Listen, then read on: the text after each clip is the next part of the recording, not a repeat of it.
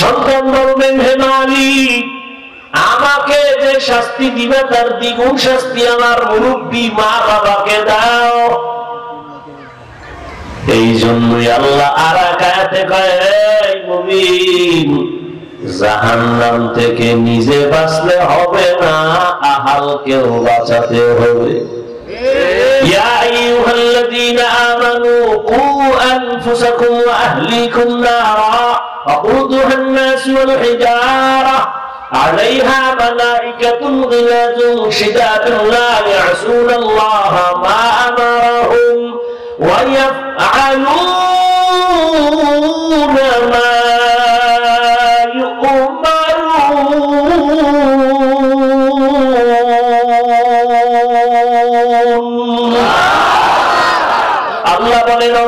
জাহান্নাম থেকে নিজেকে আগে বাঁচাও, তারপরে তোমার আহালকে বাঁচাও। এই মা বাবা, জাহান্নাম থেকে নিজেকে আগে বাঁচাবেন, এরপরে আপনার আহালকে বাঁচাবেন। মা বাবার আহাল সন্তান, স্বামীর আহাল স্ত্রী, শিক্ষকের আহাল ছাত্র, ইমাম খতিবদের আহাল মুসল্লি। বুঝেননি? গোটা দুনিয়ার উম্মত হলো উলামায়ে কেরামের আহাল, স্বামীর আহাল হলো স্ত্রী। মা বাবা, জাহান্নাম থেকে আগে নিজে বাঁচো, তারপরে সন্তান বাঁচাও। স্বামী, জাহান্নাম থেকে নিজেকে আগে বাঁচাও, তারপরে তোমার আহাল স্ত্রীকে বাঁচাও। ও শিক্ষক, জাহান্নামের আগুন থেকে নিজেকে আগে বাঁচাও, তারপরে তোমার আহাল ছাত্রকে বাঁচাও। না হয় আহালের অভিযোগ যখন শুরু হয়ে যাবে, তখন দায়িত্বের অবহেলার কারণে আল্লাহর বান্দা মা বাবা হইয়াও যদি দায়িত্ব পালন না করে, হাতের মধ্যে জাহান্নামের হ্যান্ডকাপ লেগে যাবে। এজন্য আল্লাহ পাক বলেন, জাহান্নামের আগুন থেকে নিজেকে আগে বাঁচাও, তারপরে দায়িত্ব তোমার আহালকে বাঁচাও।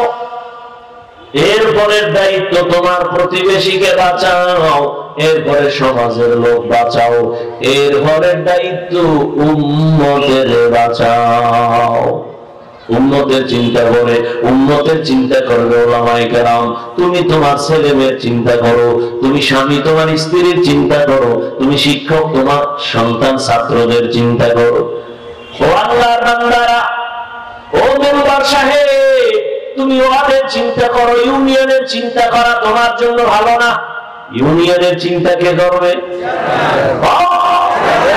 চেয়ারম্যান সাহেব, তুমি ইউনিয়ন নিয়ে ভাবো, থানা নিয়ে ভাবা তোমার কাম না। থানা নিয়ে কে ভাববে? এমপি সাহেব ভাববে। তুমি এমপি, তোমার থানা কন্ট্রোল করো। তুমি দেশ নিয়ে ভাইবো না, দেশ নিয়ে ভাববে যারা মন্ত্রী, যারা সরকার প্রধান। তুমি তোমার এরিয়া নিয়ে ভাবো, মা বাবা আগে সন্তান নিয়ে ভাবো, স্ত্রীকে নিয়ে স্বামী ভাবো। উম্মতের চিন্তা পরে করো, আগে নিজের চিন্তা করো, নিজের অধীনস্থ আহালের চিন্তা করো।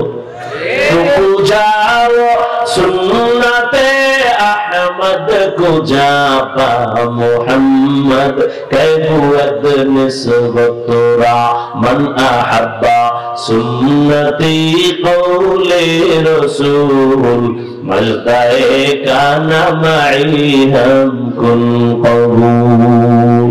আল্লাহ তাআলা ঈমানের টাকা নিয়ে পাঠাইছেন কিসের বাজারের জন্য? আপনারা কি ঘুমাইতেছেন? না আমার কথা বুঝতে সমস্যা? না আমরা দেশে এইরকম কবরস্থান পাই নাই কোথাও। কি বুঝেন না? না ভাবে আছে, নজে বইলে অনেকের ভাব বেড়ে যায়, খুব ভাবে থাকে।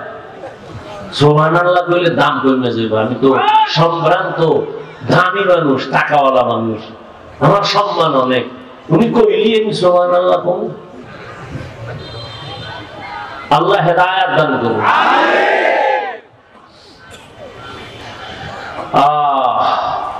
কিসের বাজারের জন্য পাঠাইলেন? কিন্তু দুঃখ, আমার দেশে কিছু টুপিওয়ালা আল্লাহর বান্দারা আছে, এরা বলে বেশি আদর লাগে না। বেশি আমল লাগে না। আমাকে বরিশালের ভাষা আছে না, চোরের বড় গলা।